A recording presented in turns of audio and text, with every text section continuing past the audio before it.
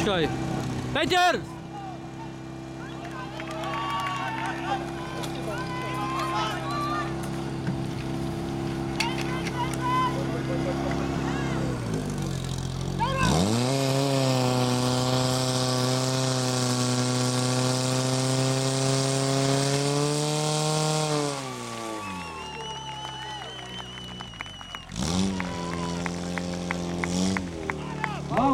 Samozrejme, toto bolo niečo nádherné, čo predviedli Turčate, Kotička.